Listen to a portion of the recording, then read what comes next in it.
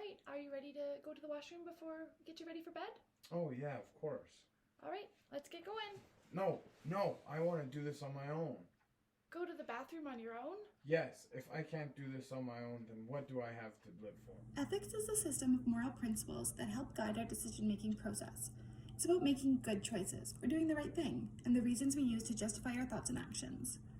We make choices based on our values and morals on a day-to-day basis, often without giving it much thought at all. In healthcare, ethical issues arise in practice with our patients as well as with other nurses or healthcare professionals.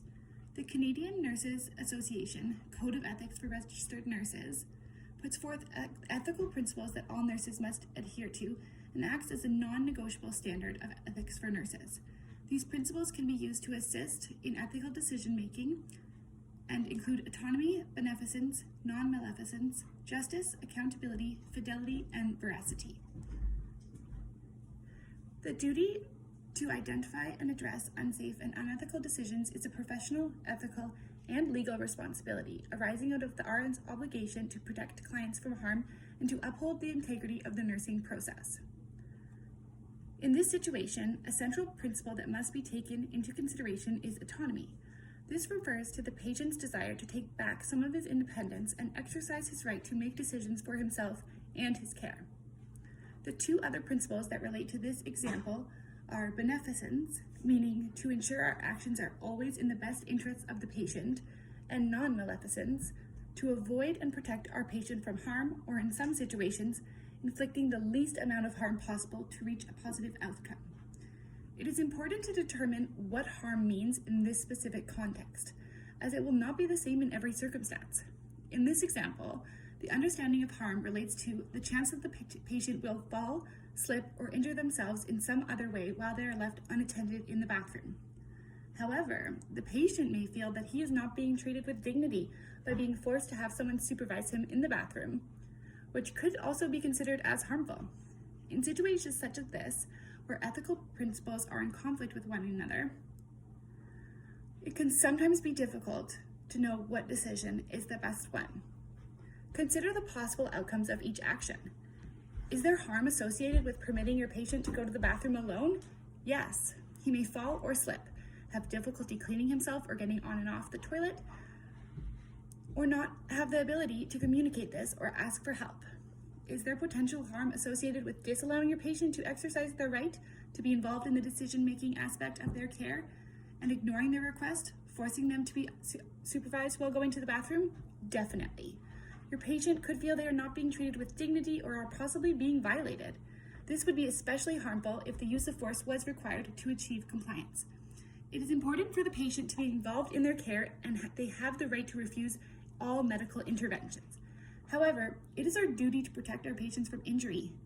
Nurses have an ethical and legal responsibility to keep their patients safe, employing practice standards, guidelines, and policies to mitigate the risk and increase the safety, well-being, and dignity of our patients.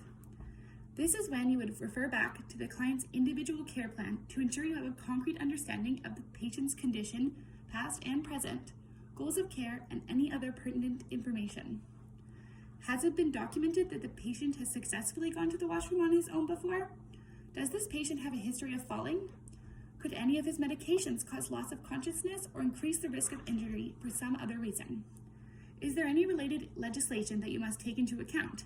In this example, if the patient was to be injured as a result of your decision, it would be considered negligence and you could be held liable. You should also engage in honest and open dialogue with your patient to further investigate the motivation behind this request. Is there some other underlying reason that is causing him to want to exert his independence in this way? Would he be more comfortable if a male nurse was to accompany him?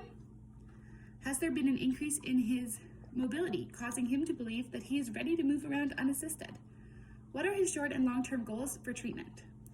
Asking these questions will not only provide you with a better understanding of the reasoning behind your patient's request, it will also help increase trust and strengthen the therapeutic nurse-patient relationship. It's important that our patients feel respected and heard. We are their advocates, and we must make sure that we have all the information before making a decision that affects their care. You may also want to consult a colleague, manager, or other relevant resource to help inform your decision. After considering all the relevant facts and the possible outcomes of each decision, The chance that substantial harm could occur is too great, and it is decided that your patient cannot go to the bathroom unassisted. In this case, and at this time, beneficence and non-maleficence outweigh the principle of autonomy. That being said, a patient's circumstances are constantly changing, and if his condition was to improve, his care plan may well change in the future.